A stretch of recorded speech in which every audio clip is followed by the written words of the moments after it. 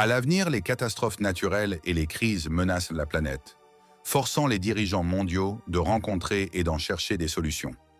Après une discussion précise à l'ONU, les dirigeants mondiaux ont agi pour réduire la population mondiale en 20%. Ils ont décidé cela parce que chaque catastrophe qu'ils affrontent est enregistrée dans les problèmes humains. Après l'envoi du secrétaire général de l'ONU, toutes les frontières internationales sont fermées jusqu'à ce que chaque nation réduise sa population au nombre nécessaire. C'est nécessaire à cause de la hausse de la nourriture et des shortages de ressources sur la planète. Ensuite, un véhicule de distribution d'eau du gouvernement offre de l'eau aux locaux. Une petite fille notifie les officiers de la stratégie citoyenne de la département qui a terminé de nettoyer une maison après avoir euthanisé l'un de ses habitants. Bob, qui supervise l'opération, offre un papier à la femme à l'intérieur, confirmant que sa maison maintenant met en place le requirement de la population. À proximité, Youssouf et Malik dépassent le piano et voient un commercial qui promeut l'enlèvement volontaire dans le programme d'euthanasie. Frustré, Malik met son café sur le poster, montrant son ennui à l'état du monde. Plus tard, Youssouf et Malik arrivent à la résidence de York, se protégeant du soleil avec une ombrelle. La radiation solaire extrême force les gens à utiliser des ombrelles dehors et de protéger les fenêtres à la maison. À l'intérieur, Youssouf et Malik portent une grande ombrelle à l'extérieur, alors qu'un homme sur la télé parle des bénéfices de l'enlèvement, même suggérant de baisser l'âge de l'enlèvement pour inclure les enfants. Ces remarques enlèvent les spectateurs. Lorsqu'il est demandé s'il permettrait à son propre fils d'enlèvement, il dit qu'il le considère. Malik et Youssouf réalisent que l'homme sur la télé est Jared York, le fils de leur client, Charles York, un célèbre journaliste. En colère, il critique Jared, mais quand Charles l'entend, il s'excuse. Charles leur assure qu'il partage leur haine et qu'il n'est pas d'accord avec les vues de son fils. Après l'enlèvement, Charles regarde une photo de sa deuxième femme, Dawn, ses enfants, Jared, Ashley et Rachel, et son fils adopté, Noah. Charles les a tous invités à dîner, et Dawn, un chef célèbre, prépare un déjeuner coréen luxueux. Par contre, Charles sort de la maison avec de l'alcool et d'autres objets, comme s'il se préparait à partir. Dawn semble déprimée, elle pleure en embrassant son mari.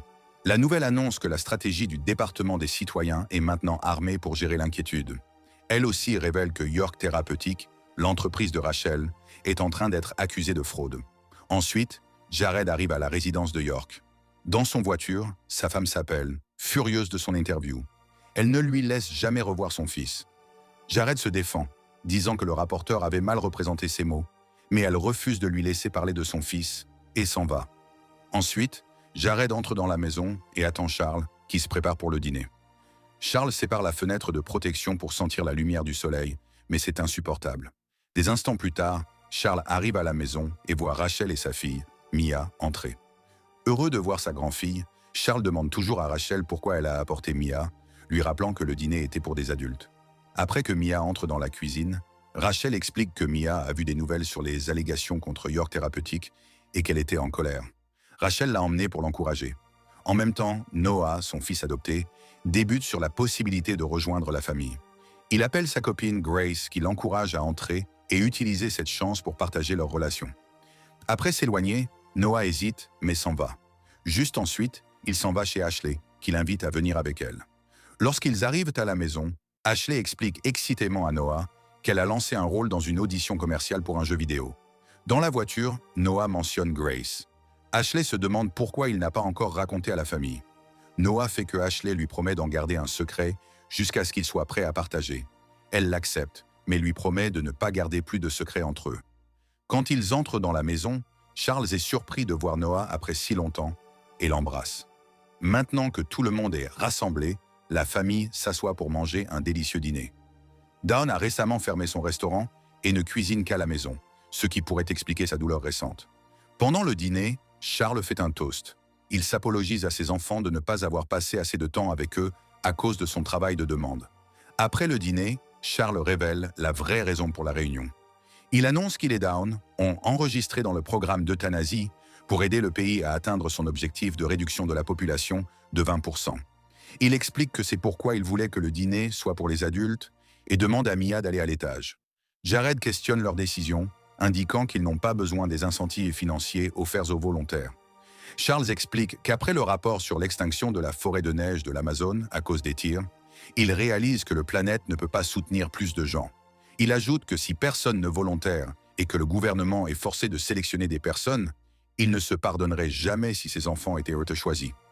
Jared, qui a des liens avec la politique d'enregistrement et le gouvernement, assure ses parents que même s'ils sont sélectionnés, il peut prendre leur place.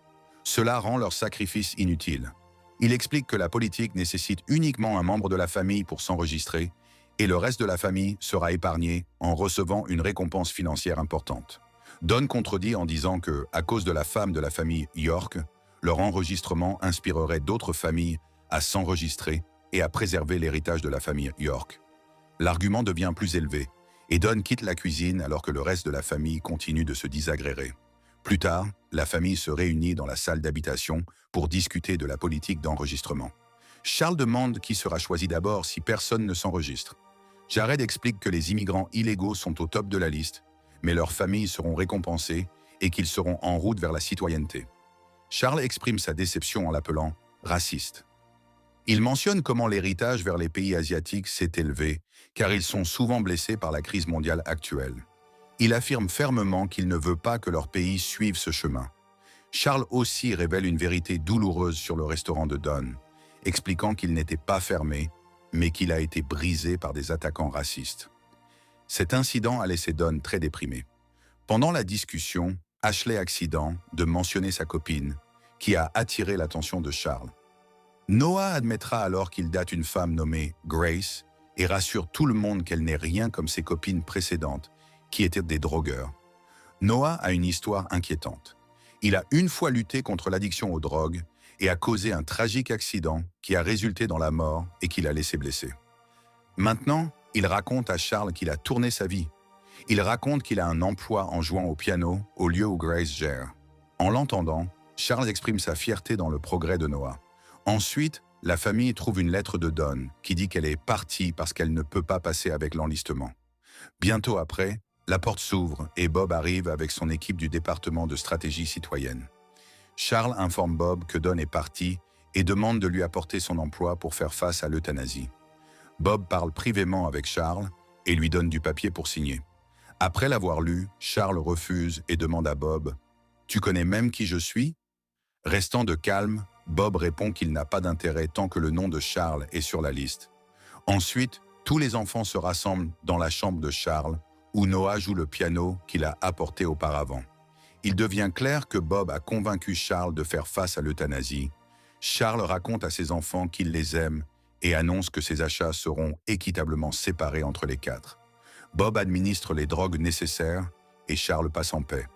Ensuite, les hommes de Bob enlèvent le corps de Charles, mais Bob rappelle à la famille qu'il est venu récupérer 2 corps de York et n'a reçu qu'un. La famille refuse, expliquant que Don est parti et qu'ils n'ont personne d'autre à offrir. Les hommes de Bob entrent dans la chambre armée, menaçant la famille à choisir l'un d'entre eux pour être tué et emprisonné. Bob attrape Mia et l'emmène à sa voiture, le rassurant qu'il ne la harcèlera pas parce qu'elle est une mineure. Il donne à la famille 2 heures pour décider à moins que Don soit trouvé. Quand Jared dit qu'il peut utiliser ses connexions avec des officiers de gouvernement de haut niveau pour l'aider, Bob révèle que la maison est en confinement sans réseau cellulaire ou Wi-Fi disponible. Ensuite, Bob expose les secrets les plus sombres de la famille, stockés par le gouvernement, y compris leurs histoires de browsing et les crimes commis contre l'un contre l'autre. Il leur dit qu'il est confiant qu'un d'entre eux s'enfermera pour les autres. Rachel devient en colère, car elle a commis plusieurs crimes et frappe Bob dans le visage lorsqu'il essaie de lire ses secrets.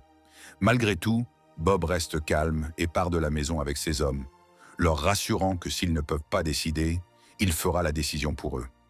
Dans les minutes suivantes, la famille lit dans leur dossier, effrayée par les révélations. Malgré leur culpabilité, ils ne peuvent pas s'entendre sur qui devrait s'enfermer. Ils se rassemblent pour discuter et Jared suggère que Noah doit être le seul à s'enfermer. Jared argue que Noah a perdu les opportunités que son père lui a données et qu'il a laissé sa vie. Ashley défend Noah, disant qu'il n'est pas une bonne personne à sauver.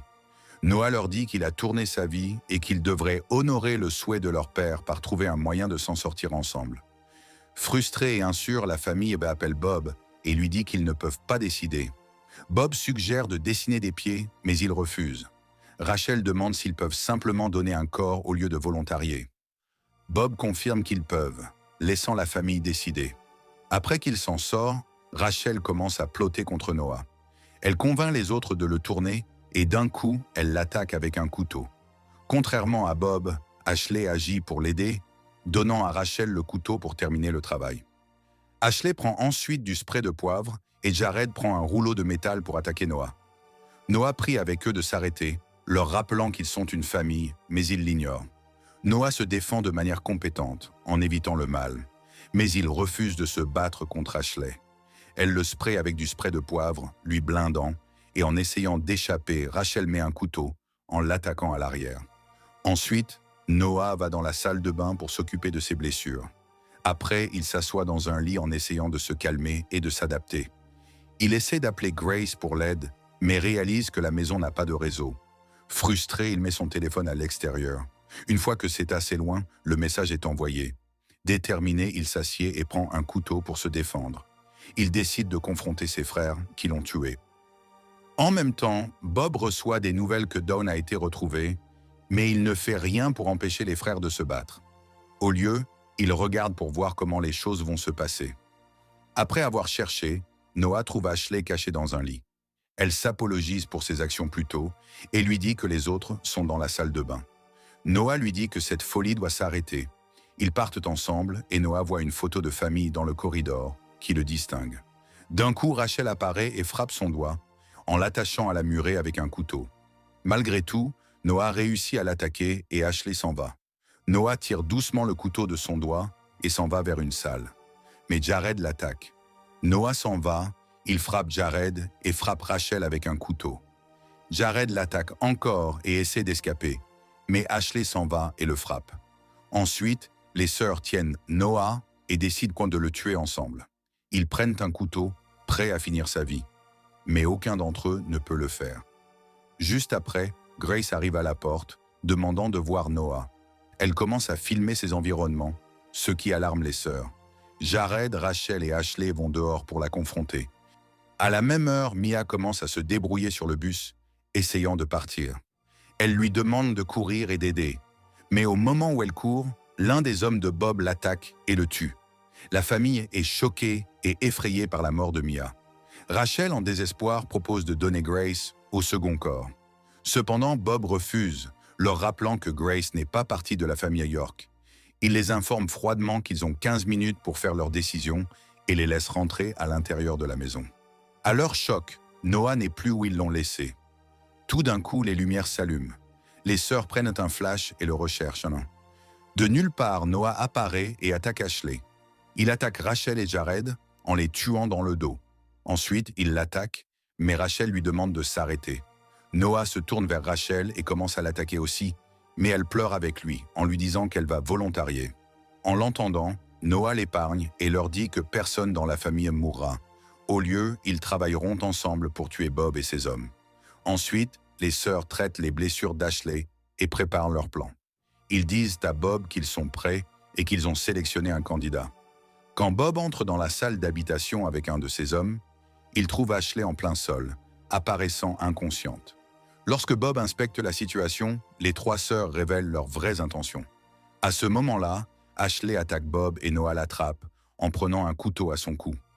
Les hommes restants de Bob arrivent, mais il les instruit à se reposer et à donner leurs armes, comme les sœurs l'ont demandé. Une fois que les hommes partent, les sœurs l'attaquent. Lorsque Bob se réveille, il est serré et les sœurs se préparent à le tuer de la même manière qu'il a tué leur père. Bob leur informe qu'un officiel de gouvernement se détruira et qu'il s'agirait de la punition pour les deux fils de Mia et de Jared. Lorsque Jared prépare d'injecter Bob avec une drogue euthanisante, Bob propose un accord.